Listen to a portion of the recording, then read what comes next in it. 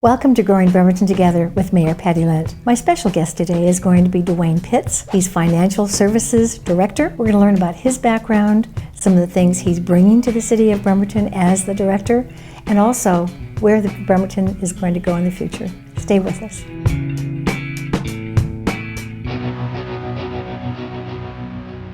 Welcome to Growing Bremerton Together with Mayor Patty Lent.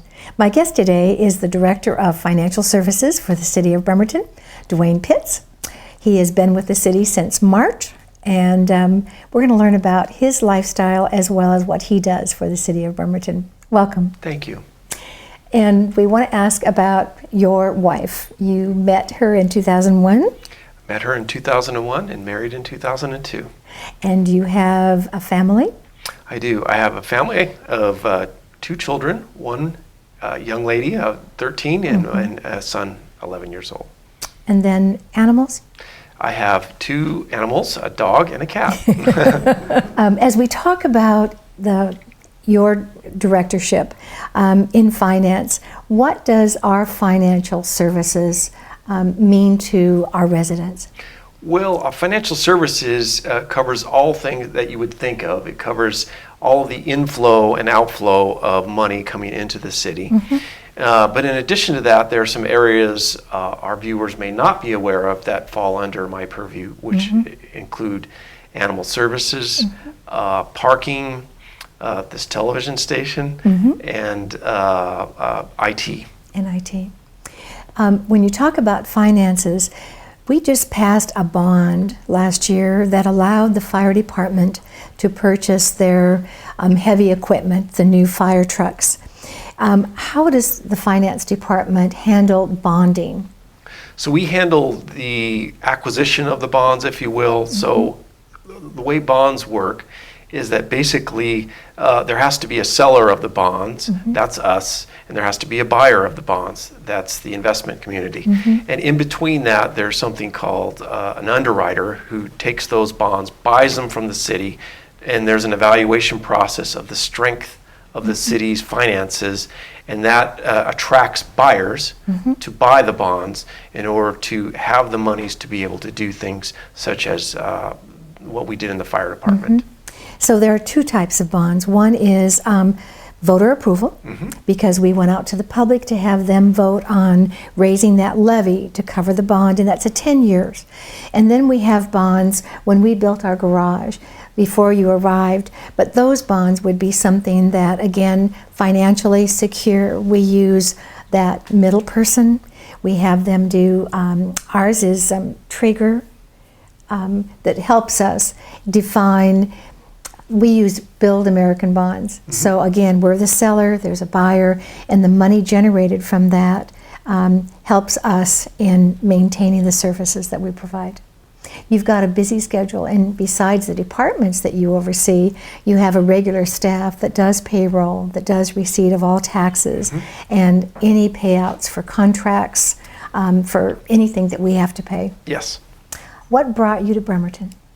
Bremerton, I was really thrilled about the opportunity that was presented to me about a growing city and some of the challenges and interesting, I think it's sort of the last frontier, if you will, of places to move that's still affordable. And it's a great city, and it's growing and has some dynamic leadership, and it really seems to be doing some things right. So that was very attractive to me.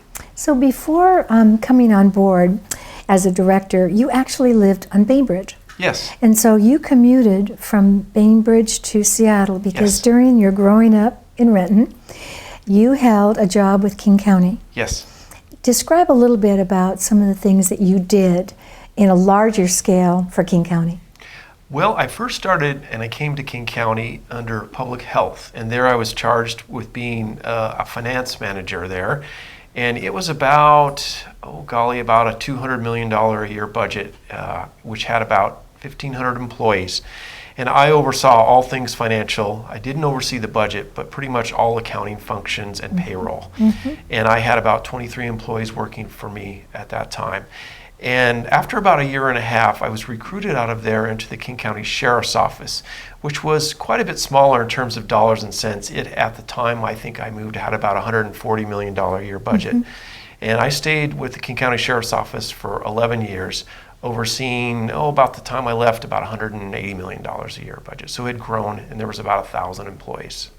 So working for a county government, you interacted with about a dozen cities. Yes. So tell us some of the functions that you did, because we're prepping him. He's got such a background that's going to be good for Bremerton, and this is what we're learning today. So working with those cities, how did you interact? Well, how we interacted was the King County Sheriff's Office has a very large police services program. It engages about, as you said, 12 cities or so, plus about another 50 or 60 smaller from small federal agencies and the Marshal's Office, FBI, and some other things like that. But the police services program was a pretty large program, and each of the cities, so if you went into the city of, say, Burien or SeaTac or Shoreline, those were some of our clients, you wouldn't know that it wasn't their own police department. So we provided the full service contracting for police and all specialty services, whether it was SWAT or whether it was homicide or the communication center. It really was a full service. So how I was involved with the cities themselves is primarily through their either city managers or through their finance directors. So we would meet very often to go over the services we provided and the costing of those services and what was going to change, and especially during some of the leaner years when there were reductions in services, how it might affect both their costs and the services that they had procured from us. We all went through that lean time.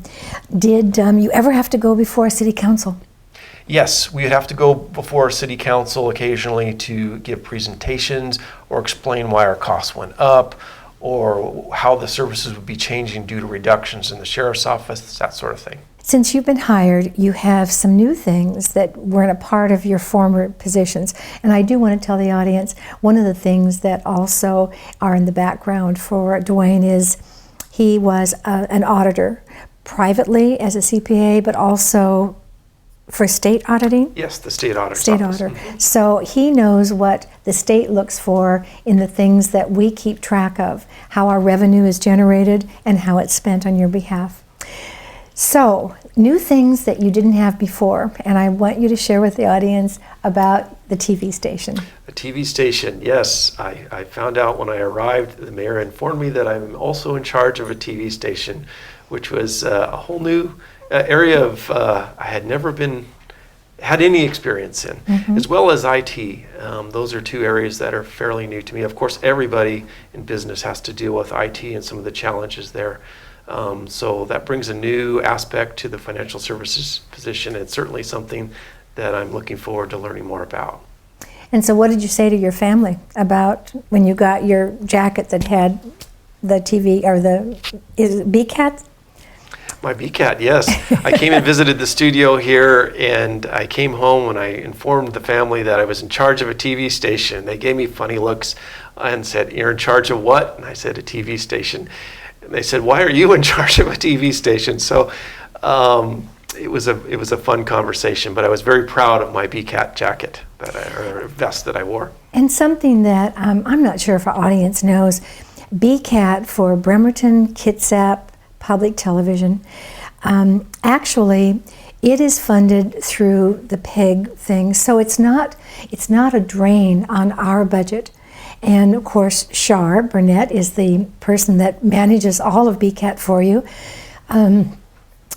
It's really a bonus because she has lots of expertise. It covers a variety of things within the county and the city, and yet it doesn't drain any of the money from our taxpayers. No, and they do a remarkable job with the budget we do have. They really deliver some very good quality services on a very lean budget. That's great. We love that because the public can utilize BCAT as well as all the cities, as the county. I know our police chief has a program that he always says is better than mine, but he does have interesting things that he's talking about when you talk about the police. Besides this, I know that the city clerk is someone that reports to you. Yes. What is her function, and how does finance interact with that? Well, the public clerk has many functions. The biggest that people are often aware of is the public disclosure requirements, but really is in charge of making sure that the council meetings and everything are kept on time, that just everything is functioning the way it should in government, and it's an assigned position. It's required by law. And as I said, it just has a lot of smaller functions, and some of the functions that we also have that really is not necessarily a clerk's function, but we also oversee as animal control and parking. So animal control is with the Humane Society? Yes. And she kind of oversees that on your behalf? Yes. And then the same thing for Parking. parking. We're going through a study. Have you had an opportunity for her to brief you on where we are on that study? We're almost there. It's been going on for a while, and I know it's almost complete. And we have a unique city in the structure of parking that I know you're more familiar with than I am, but it has some unique challenges that I think the consultant said was something that they had never seen anything like.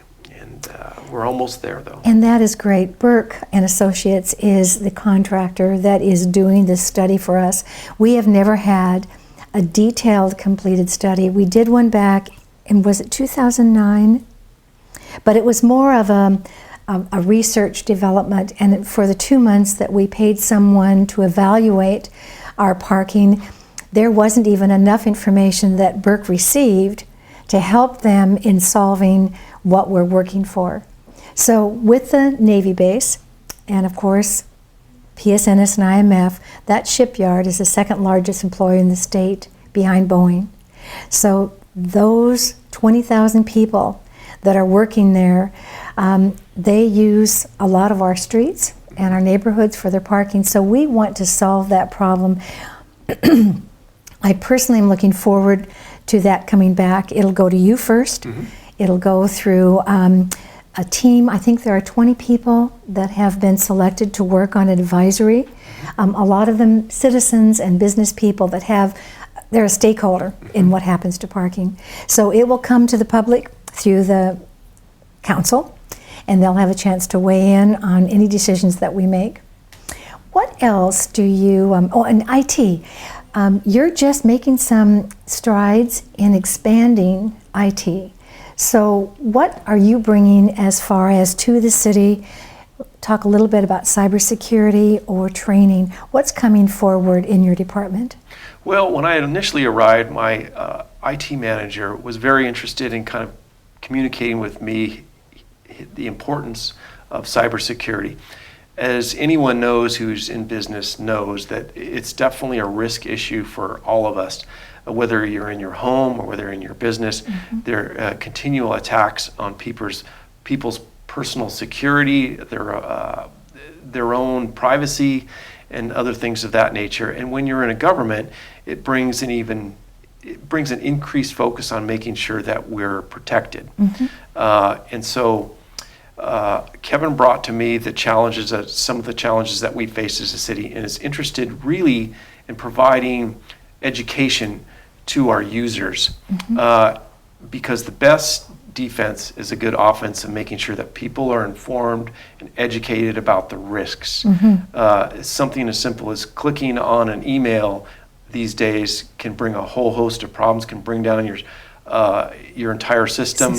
You can actually be held ransom by the perpetrator, and whether it's an overseas ransom, they can lock your system and make you pay a ransom in order to unlock some of the information that you normally provide on a routine basis around your city. So there are real risks, and we feel that it's very important to continue increasing the security with our employees, and in turn, obviously, the public is protected as well. And then you mentioned training, so that training is so that all of us can know where some of those areas are that would be vulnerable to us personally and to the city. Yes. Now, you brought a couple new things to the department. You talk about your leadership team, And you have regular meetings Yes. with all of the different managers through these different divisions we've discussed. You also had some expectations about what you wanted your department to achieve. Yes. And how did you present that to your leadership team? Well, I not only presented it, Mayor, to the leadership team, but also to the team as a whole. And really, what most people would view as common sense are in those expectations. And if I had to sum it up, I would sum it up as I'm balancing performance and getting your job done and doing a good job with humanity and the golden rule. And I think it's important to balance those because we're always trying to better ourselves, educate ourselves, do a better job, and continuing to improve our professionalism, really. But you're trying to be nice. I mean, those of us who've been in business long enough, we've all met people who are really good at their job, but sometimes they're difficult to work with. and they can be a challenge, or somebody who, you know, on the appearance is a nice person and genuinely a good person, but they may need some improvement in their education and doing a better job at whatever their particular area of expertise or should be their area of expertise is. So it's really about the golden rule and creating that framework to succeed. You just went to a new conference last week. You took some of your staff, and it was something that you've shared with our other directors as far as coming back from this educational piece. Now that you are financial services for a city, there are new horizons and new things, and of course our city is growing. So before we get to about growing, what did you feel was the best thing that you learned from that conference and that you brought back to share with our directors? Well, you just mentioned cybersecurity, Mayor, and that's one of the things. I took a class that heightened really brought forth something that I already felt intuitively, and of course my IT manager was mentioning cybersecurity, and so that was one of the things. The other thing, I took what's called a Lean class, and for those viewers out there who don't know what Lean is, it's really about process improvement. How do you go back and look at your practices and the way you're doing things and question those practices to see if there's a better way to improve efficiency. And the State Auditor's Office, thankfully, offers that program to government out there. That's who their constituents are, us as government. And we plan on using that on our IT to not only improve processes, but hopefully learn a few things in the endeavor to make it to get rid of waste, really, is what it's about. And if we're successful there, and we're going to learn some things in that, there's no reason why we can't use that for other things as well. It's really a unique opportunity that I'm excited about. I know it's pretty common these days in government to perform Lean, and sometimes it can become a whole, business in of itself. But we're really trying to focus that area of expertise into applying it something to our business that we can yield a return on the investment. We're just coming out of that recession, so as the strength of our property taxes, more people are moving to Bremerton, and our sales tax are increasing, it adds the need for that service for a city to provide. Very much. And no one wants to pay more. So by taking the current revenue, if you're not lean, then you have nowhere else to go. That's one way of getting someone to come in and work with you in your department, have a new job or function to do, but in the same time using those dollars in a way that does save the taxpayer money. Exactly. I mean, I spent about half my career, Mayor, in private enterprise and private business, and we were always questioning, when people think sometimes government isn't as efficient, they'll say, as private business. Well, Lean really is about looking at the things that you've been doing and questioning the value of the services you're providing and whether you should be doing things the same way you've always done it. And whether we called it process improvement in the old days or Lean today, it's really about asking yourself, what can I do to get rid of the waste and not do things that I shouldn't be doing, and maybe focus my energies on doing the things that we should be doing. I think that's great. It's a new look, it's a fresh idea, and your staff, you've got a strong, but you've got a staff that's been with a long time with the city. Yes. And yet new people that are coming on board are millennials.